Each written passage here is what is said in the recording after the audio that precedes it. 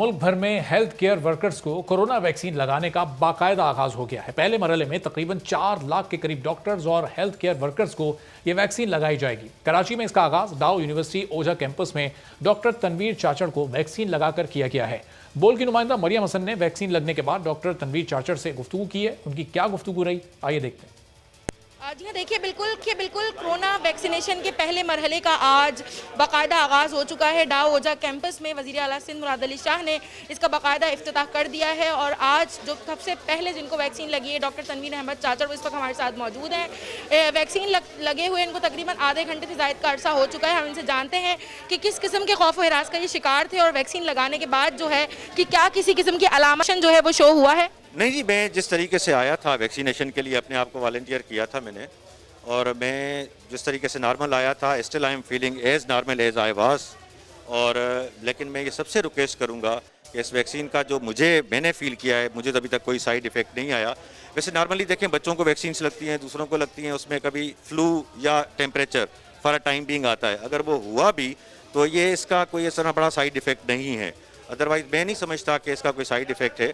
मैं चाहूँगा कि फर्स्ट लाइन वर्कर्स के बाद जब आवाम का नंबर आए तो बराए मेहरबानी मेरी सबसे रिक्वेस्ट होगी अपनी माओं से, बहनों से, बुज़ुर्गों से, बच्चों से कि सब अपने आप को वैक्सीनेट करें और हमें इस जो बहुत बड़ी वबा में हम फंसे हुए हैं, इससे हमारा छुटकारा हो। यही कहना है तमाम डॉक्टर्स का और यही पैगाम है तमाम हेल्थ केयर वर्कर्स और तमाम शहरियों के लिए कि वो वैक्सीन आने के बाद ये ना समझें कि अब एहतियाती तदाबीर जो हैं वो ख़त्म हो गई है। एहतियाती तदाबीर कोरोना का मुकम्मल खात्मा होने तक जो है वो जारी रहेंगी। जी। तो सिंध में डॉक्टर चाचड़ साहब को, तनवीर चाचड़ साहब को ये वैक्सीन लगी और बोल की नुमाइंदा मरियम हसन ने उनसे गुफ्तगू भी की और उन्होंने कहा कि वैक्सीन लगने के बाद भी एहतियाती तदाबीर को जारी रखना चाहिए। पंजाब में ये वैक्सीन लगी है डॉक्टर राना इमरान साहब को, वो हमारे साथ मौजूद हैं। ज़रा उनसे भी जानते हैं कि क्या उनकी कुछ तबीयत इसके बाद ख़राब हुई, चूँकि डॉक्टर फैसल सुल्तान जो मुआविन खुसूसी हैं वज़ीर आज़म के, वो वाज़े ये कह चुके कि इसके बाद मामूली सा बुखार भी हो सकता है, तबीयत का भारीपन भी महसूस हो सकता है और फ्लू भी हो सकता है।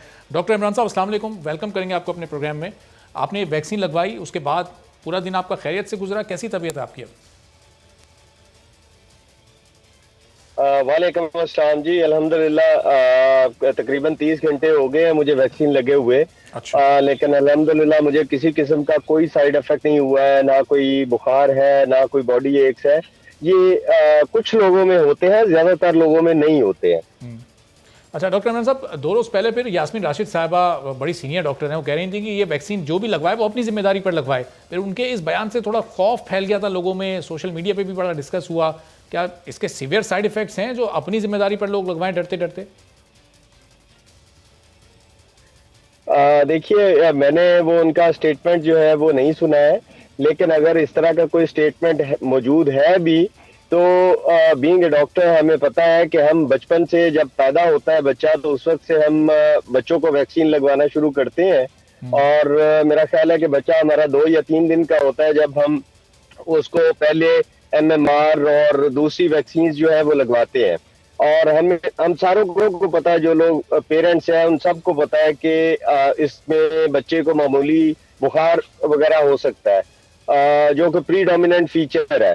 तो मेरा ख्याल है कि इसमें डरने की जरूरत नहीं है और कोई इस तरह के ऐसा सीरियस साइड इफेक्ट मौजूद नहीं है इस किस्म की वैक्सीन से। अच्छा डॉक्टर इमरान साहब, ये साइनोफार्म वैक्सीन आपको लगी है, अब इसका असर कितने महीने या कितने सालों तक रहेगा और कब तक आपको ये अगली वैक्सीन की जरूरत नहीं पड़ेगी? कोरोना से आप मुकम्मल तौर पर महफूज हो गए? सर, जो है ये बहुत सारी बातें जो है वो कबल वक्त है।